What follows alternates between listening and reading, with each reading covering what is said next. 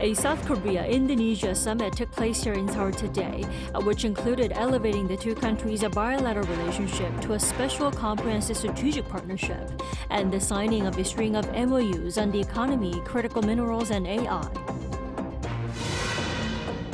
U.S. President Donald Trump says American troops could withdraw from Iran within weeks, with attention now turning to his upcoming address on the conflict.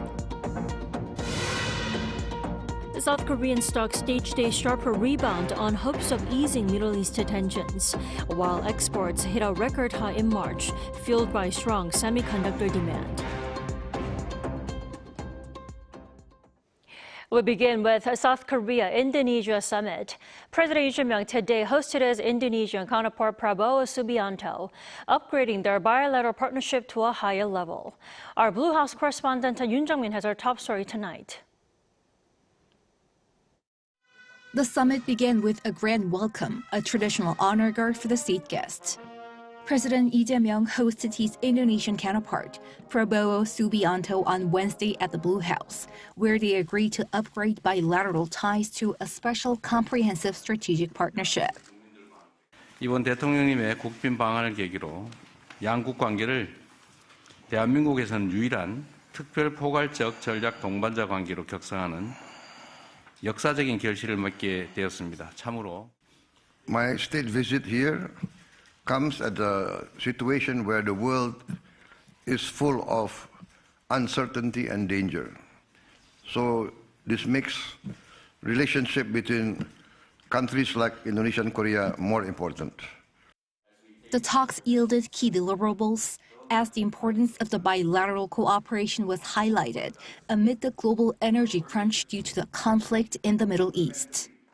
우리는 인도네시아가 LNG와 석탄 등 주요 에너지원의 안정적 역할을 해주는 데 대해서 무척 든든하게 생각하고 있습니다. 이번 위기가 양국 경제와 국민의 삶에 미칠 영향이 최소화되도록 에너지의 안정적 공급 및 자원 안보 관련 양국 간의 협력을 확대해 나갈 필요성이 매우 큽니다. You have achieved tremendous strides in your development. Your industry and your science and technology is very advanced. We have a lot of resources. We have a big market. We can complement each other. A host of MOUs were exchanged, including cooperation on the economy, critical minerals, clean energy, and AI for health. South Korea and Indonesia also plan to bolster their defense industry cooperation based upon their joint development of the KF-21 fighter jet. The leaders also addressed their global contribution as middle powers. Later in the day, the Indonesian leader was hosted for a state lunch, along with key business leaders, building a personal bond and friendship. President Lee presented his Indonesian counterpart with the nation's highest order, the Grand Order of Mugunghwa.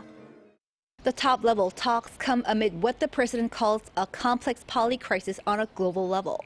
On Friday, President Lee will host his French counterpart, Emmanuel Macron, at the Blue House. Yoon Jung-min, Arirang News. Against this backdrop, President Lee Jae-myung called on his officials to sort out each and every item that could be affected by the war in the Middle East. At an emergency economic meeting on Wednesday, he urged him to thoroughly check and monitor the supply of those items on a daily basis, as well as their prices and any signs of shortages. He also instructed related ministries to set up a communication hotline with related industries and impressed on them the need to find alternative supply lines. U.S. President Donald Trump says he will outline his strategy for the war against Iran in a speech on Tuesday, after signaling the Pentagon's campaign could wind down within 2 to 3 weeks. Kim Do-yeon reports. Speaking at the White House on Tuesday, U.S. President Donald Trump signaled a withdrawal of American forces from Iran within weeks as the Pentagon simultaneously ramps up pressure on Tehran to secure a ceasefire agreement. Excuse me? I think with 2 or 3 weeks, we'll leave. And it's very clearly covered. Trump also added that the U.S. could leave without a deal as long as the U.S. achieves its goal of denuclearizing Iran. And he repeated his claims that Iran is the one that wants a deal. And they won't be able to come up with a nuclear weapon, then we'll leave. Whether we have a deal or not, it's irrelevant. Shortly after this, the White House also announced that at 9 p.m. Wednesday local time, President Trump will address the public on the latest on Operation Epic Fury. According to Press Secretary Caroline Leavitt's ex-post, it's a, quote, an important update on Iran. Despite the timeline for withdrawal, the U.S. Defense Department is maintaining a hardline stance to force an agreement. Following a visit to U.S. Central Command, Defense Secretary Pete Hegseth stated that American firepower is increasing while Iran's capabilities are degrading.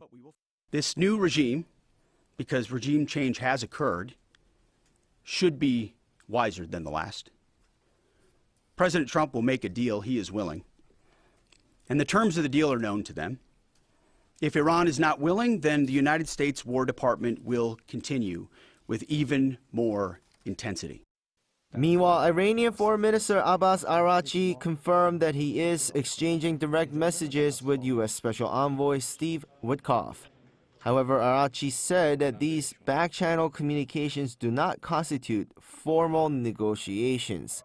Simultaneously, Iranian President Masoud Pezeshkian has signaled a conditional willingness to de-escalate. He stated that Tehran is prepared to end the conflict, provided there are concrete guarantees against any further attacks on Iranian soil.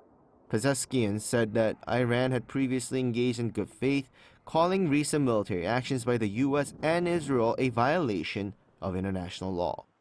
Kim Do-yeon, Arirang News.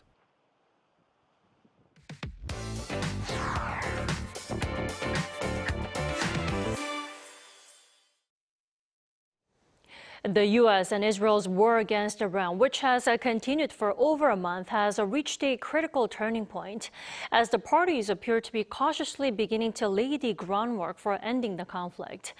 We invite our Kim Bo-kyung into the studio for more details tonight. Welcome back, Bo-kyung. Thank you for having me. So, Bo-kyung, first of all eyes are on Trump's upcoming speech. Now, what are experts expecting the speech to be about? Right. So, as you already said, Trump is planning to deliver a speech on Wednesday. They would, quote, provide important update on Iran. And experts say Washington is trying to shape political exit narrative, trying to come up with a way to make this war a self-declared victory instead of just leaving it as a stalemate. One expert detailed 3 tracks. Take a listen. At once. The first is negotiated off-ramp, where the White House can claim that Iran nuclear capabilities have been severely degraded and therefore the mission has largely been achieved. And the second is the coercive settlement, so meaning continued military pressure for a short period to force Tehran into a limited agreement. The third is fallback option. If no acceptable deal emerges, the administration appears ready to intensify strike on strategic infrastructures and then declare that the core war aims have already been met and we are coming up. Well, the experts' view is in line with what Trump is saying, but also with what the U.S. military is doing right now. You see that the Nimitz-class aircraft carrier, the USS George Bush, and its strike group are reportedly heading to the Middle East, while the U.S. deployed about 2,500 Marines to the region over the weekend. This clearly shows the U.S. is leaving the door open for talks aimed at ending the war, but at the same time is preparing to deliver a decisive blow if the situation does not unfold as desired. Now, Bo-kyung, in the meantime, Israel has also talking about its own achievements against Iran, as Washington mentioned bringing the war to the end. What could be on the Israeli Prime Minister Netanyahu's mind? Right. So Israeli Prime Minister Benjamin Netanyahu has been highlighting Israel's achievements, especially on the eve of the Jewish holiday Passover. Netanyahu said that Israel had hit Iran and its proxy forces blows comparable to the biblical 10 plagues. During a video statement on Tuesday local time, Netanyahu claimed that Iran's trillion-dollar investment in ballistic missile development and support for proxy militias had effectively gone down the drain. The fact that he listed the war achievements seems to be a way to solidify his political standing in case the U.S. brings an end to the war. But the expert says Israel is in a bit of a different position compared to the U.S., as Tel Aviv is seeing this as a historic chance not just to weaken Iran temporarily, but to fundamentally degrade Iran's regional power projection for years to come. So that is why Israel appears less interested in a quick ceasefire and more interested in extending pressure until it sees irreversible strategic damage. This gap matters because even if Washington wants to move towards a settlement, Israel will still feel that the job is unfinished. Right, so Iran's position could be crucial in terms of negotiations. Now, Bo-kyung, then how is Iran responding to Trump's call for ending the war? Right, so the Iranian president on Tuesday local time said that Iran has a necessary will to end the war, but only when certain essential conditions are met. This from Iranian President Masoud Pezeshkian's phone talks with the president of the European Council, where he reiterated a key demand. The experts say though this shows Iran is not trying to side block peace, it doesn't mean Tehran is going to surrender. Also, the fact that these are the president's words reduces credibility. Take a listen. So it means Iran wants to end the war on terms that preserve regime survival, strategic dignity, and some forms of deterrence. His real message is probably this: Iran is willing to stop, but not to capitulate. Since Supreme Leader Khamenei seems to be still alive and backed by Islamic Revolutionary Guard Corps commanders, it's unclear how much we can trust the president's statement. Well, also, given that we have not heard Trump's speech yet, we would have to see how it unfolds after Washington makes a final call. Right. All right, Bo-kyung, thanks for the wrap-up tonight. We appreciate it. Thank you.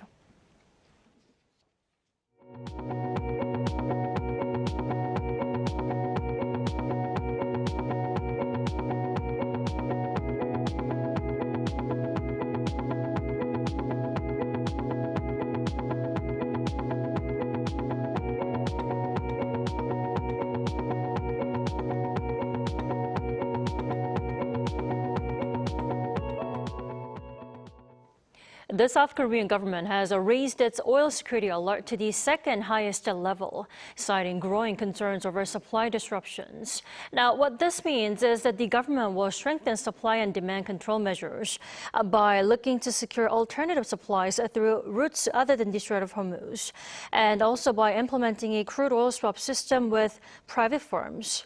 The industry ministry said Wednesday that the measure will take effect from midnight tonight, while the natural gas alert was also elevated to the third highest level as energy supply disruptions begin to materialize.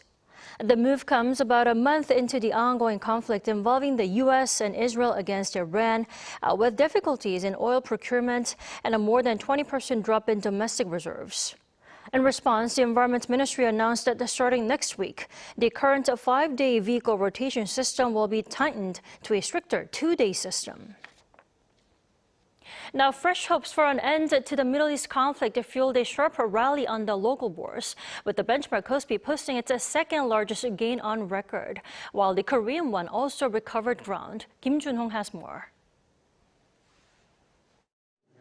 The Kospi ended 8.4% higher at 5,478.7 on Wednesday, rebounding after barely holding above the 5,000 level the day before on hopes of a possible end to the U.S. Iran conflict.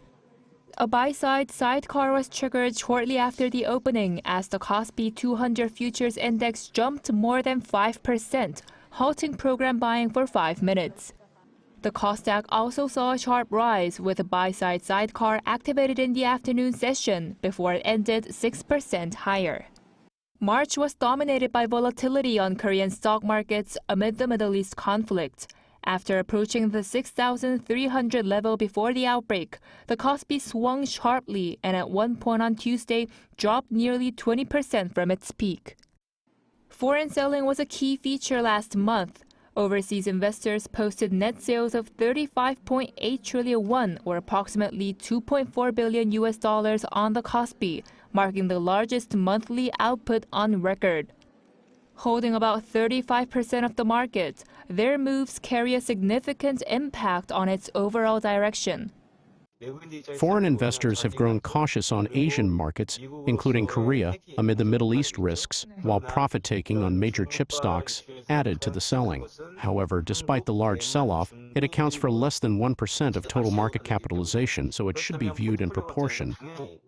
The $1 rate also eased, ending 28.81 lower at 1,501.3, after hitting its highest level since the global financial crisis a day earlier. South Korea's inclusion in the World Government Bond Index, or WGBI, also provided a boost, with Wednesday marking the first day of its entry. Compiled by a subsidiary of the London Stock Exchange Group, the WGBI is a key global bond index tracked by institutional investors. Inclusion signals entry into a developed market bond group, boosting credibility and attracting foreign inflows that support the won. Korean government bonds are gaining recognition as meeting developed market safety standards, which could bring in around $5 billion in inflows over time. With the inclusion taking effect, foreign investors are buying Korean bonds, bringing dollars into the country and adding upward pressure on the won. Some in the market see the won settling into a new normal around the 1,500 level, though the outlook remains uncertain amid lingering risks at home and abroad. Kim Jun-hong, Arirang News. Now, South Korea's exports hit an all-time monthly high in March, despite rising global uncertainties. Now, the record-breaking performance was fueled by a historic surge in semiconductor shipments. Park Jun-an has the details. South Korea's exports reached an all-time high in March, hitting $86.1 billion. According to the Ministry of Trade, Industry and Resources on Wednesday, exports surged 48.3% on year to set the 10th straight monthly record in exports. With this, exports have surpassed 80 billion for the first time in the country's history.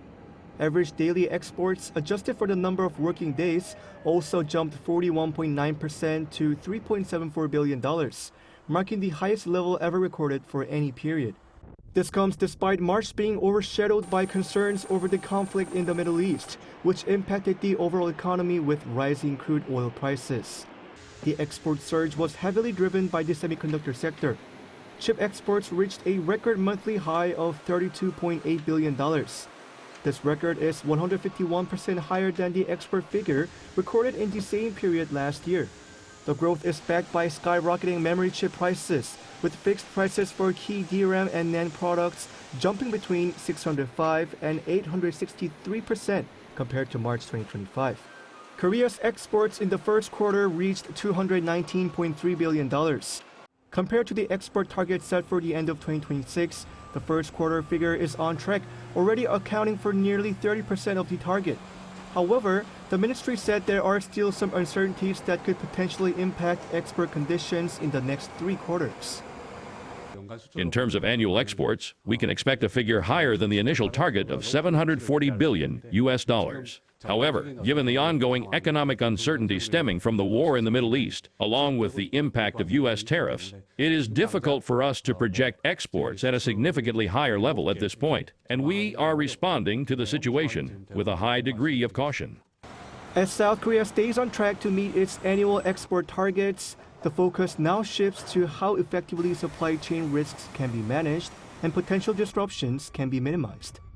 Park Jun-an, Arirang News. In other news, ahead of French President Emmanuel Macron's visit to Seoul, there is a growing call for stronger cooperation between like-minded countries as the global uncertainty and conflicts continue to grow. Our Oh Soo-young spoke to a Seoul-based expert. Korea and France have much room to deepen security ties, from nuclear submarines to middle power cooperation. That's according to the Sejong Institute's Vice President Chung Song-jang, ahead of French President Emmanuel Macron's visit to Korea on Thursday, upon the 140th year of bilateral relations.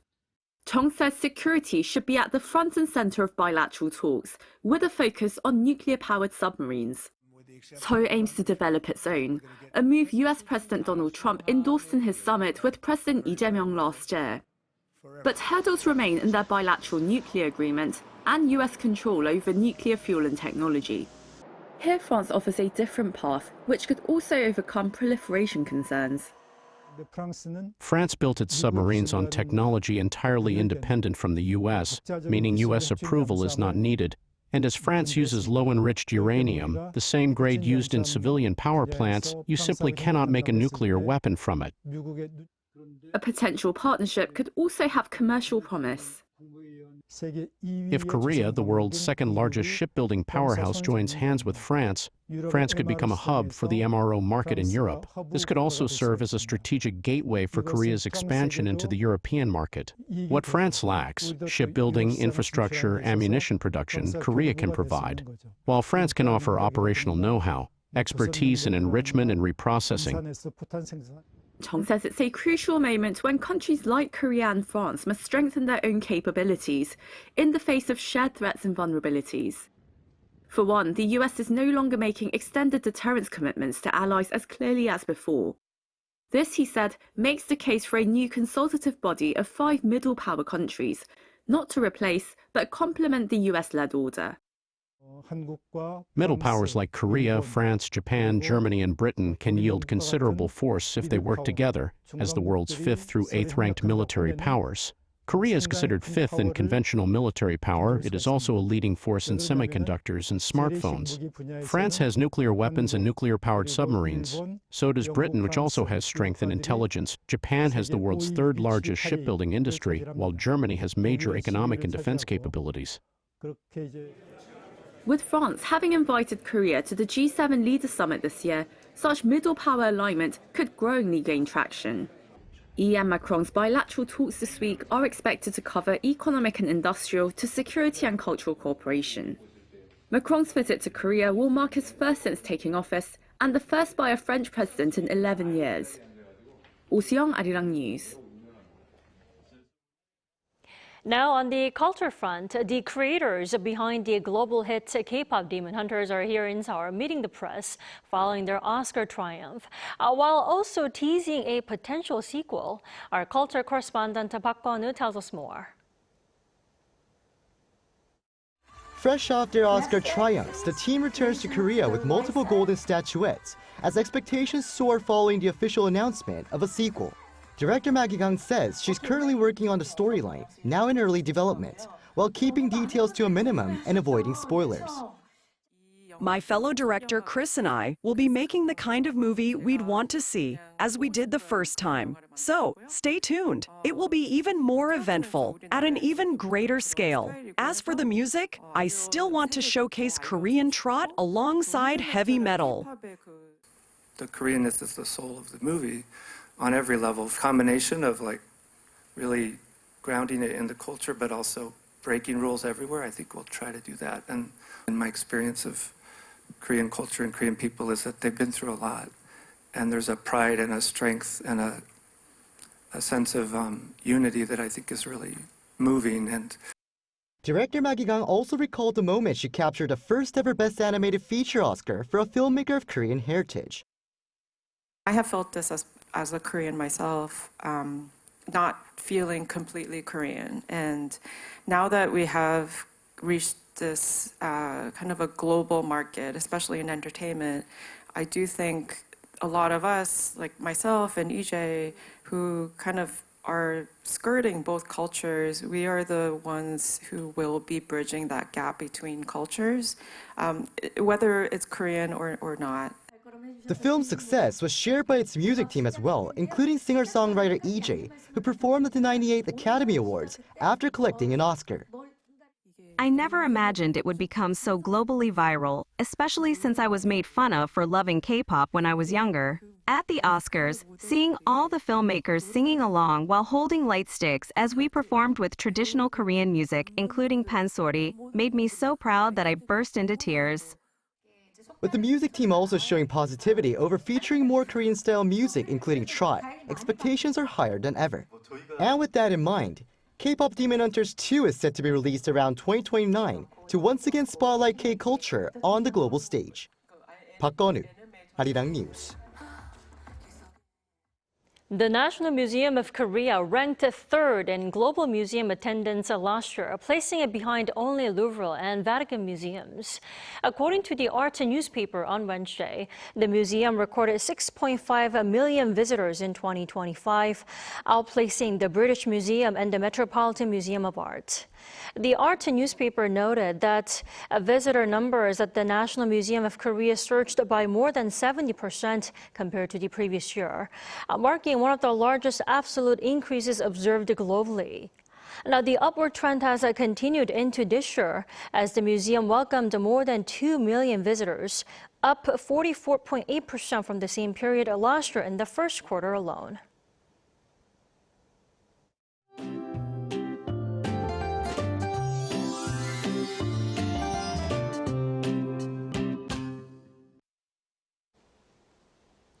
Tomorrow, most parts of the country will see generally clear skies. It'll be a perfect day to go out and enjoy the cherry blossoms at their peak. However, we can expect a big day-to-night temperature difference of around 15 degrees Celsius. So please take care when heading outside. Meanwhile, air quality will be at bad levels across the capital area and central regions, as well as in Daegu. Mild weather will continue tomorrow. Seoul will start the day at 7 degrees Celsius, Chuncheon at 5 degrees, Daegu at 9 degrees. Then by the afternoon, Seoul will get up to 18 degrees, Chuncheon at 19 degrees, Busan at 20 degrees. Looking ahead, mostly clear skies tomorrow, but rain is expected to spread nationwide again from Friday into Saturday morning. Now here's a look at the weather around the world.